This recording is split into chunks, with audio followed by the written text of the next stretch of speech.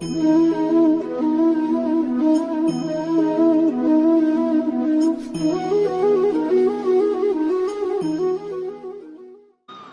मोर प्रभु मु तुमको केवे भी न भावी।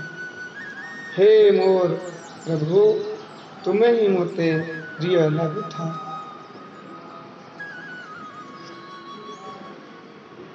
आम मानकर बड़ सौभाग्य आम मानू सत्संगर अत्यंत सुलभ अवसर प्राप्त हो। मनुष्य शरीर पाइला परे आमे माने भगवान का भजन रे लागुना है लगी पारुना है। ये संसार रे दुख कष्ट रे बंची रहुछि। ये मनुष्य शरीर रे महानता हलानी आम मानकु दुख मिलिबो कष्ट आमे पाइबा। ये मनुष्य शरीर रा महिमा नहीं। मनुष्य शरीर रा महिमा अति उत्कृष्ट मनुष्य शरीर अत्यंत दुर्लभ दुर्लभ से कहगला कि भगवान को भक्ति कले भगवान को भक्ति कले ही ये मनुष्य शरीर नहले गोस्वामी जी श्री तुलसीदास जी महाराज जी कहते कि शूकर कुकर ऊंट खर बड़े पशुवन में चार तुलसी हरि के भजन बिना ऐसे ही नर ना। शूकर माने घुसुरी ऊंट ऊंट माने ओट खर माने गध गध आउ कुकुर एमाने अत्यंत निकृष्ट पशु माने। गोस्वामी जी कहते यदि मनुष्य भगवान को भजन न कला से दशा भी से भली नर नारी माने मध्य ओट कुकुर गध आउ घुसुरी समान।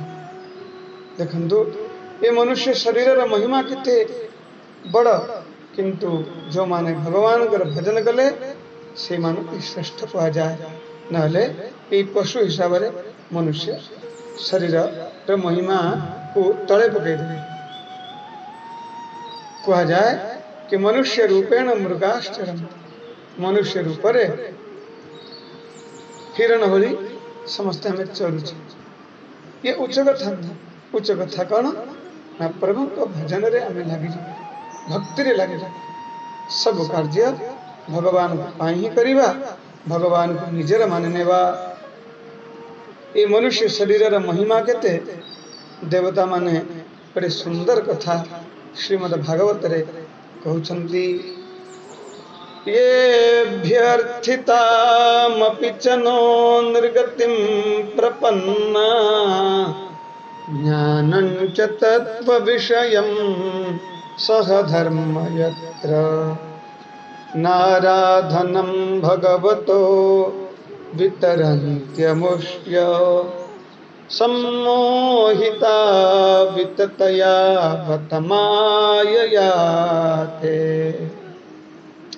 देवता माने कहउछन्ति केते सुंदर कथा।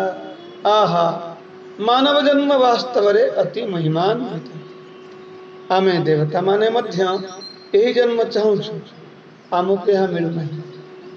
यही जन्म रे तत्व ज्ञान मिलिबा परे यही जन्म रे कौन मिल पारिबो ना यही जन्म रे तत्व ज्ञान मिल पारे वो धर्म प्राप्ति मध्य होई पारे। एपरि जन्म पाई मध्य जेउ लोके भगवान आराधना करुना से माने वास्तव रे भगवान कर सर्वत्र विस्तारित माया रे ही मोहित हो जाए। भगवान का माया रे समस्त पड़ी जानती जो माने भगवान को भक्ति करती और जो माने भक्ति करती से माने ऊर्ध्व लोक अर्थात भगवान कर लोक को प्राप्त करती वैकुंठ धाम को प्राप्त करती। देवता माने आगे अति सुंदर भाव रे कहउछन्ति यच्चौरजन्त्य निमिषा मृषभानुवृत्त्या दूरे यमाह्युपरिणः स्पृहणीयशीलाः भर्तुर्मिथः सुयशसः कथनानुरागो वैक्लव्यबाष्पकलया पुलकीकृताङ्गाः। देवता माने कहउचंती जो माने प्रभुंकर भजन करंती से माने यम माने यमराज ठारू भी दूर हो जाती, यमराज से माने दूर कर दियंती। ऊर्ध्व लोक माने आम मानकर ऊपर वैकुंठ लोक को प्राप्त करंती। यार अर्थ देवाधिदेव श्रीहरि को निरंतर चिंतन करुथिबारु जेव मानक ठारू यमराज मध्य दूर रे रहंती। भाव विह्वल होई परस्पर मध्य रे प्रभुंकर सुयश चर्चा करिवा फल जे मानक नेत्ररु निरंतर अश्रुधारा बहिबा को लागे तथा शरीर रे रोमांच खेली जाए एवं जेव मानकर सुशील स्वभाव पाइबा निमंते आमे माने मध्य इच्छा करू से भली परम भागवत माने आम मानक लोकरे ऊर्ध्वरे थिबा सही वैकुंठ लोक से वैकुंठ धाम को जाई पारी। केते सुंदर कथा। ए मनुष्य शरीर रे आमे माने जदियो भजन रे लागी गले भगवान कर भक्ति कले आमे माने वैकुंठ लोक को प्राप्त करिबा।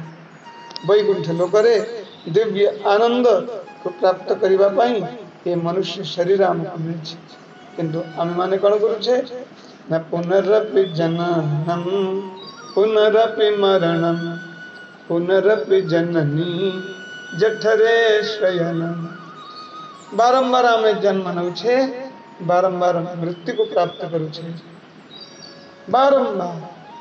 किंतु आमर जो आशा तृष्णा केबे नष्ट हेबे। आशा तृष्णा तेबे जाई नष्ट हबो जेबे आमे माने प्रभुंकर सम्मुख होई जिबा, भगवान को आमे निजर माने नबा, भगवान को आमे भक्ति करिबा तो महान आनंद को आमे प्राप्ति करि परिबा। श्री वृंदावन बिहारी लाल की जय।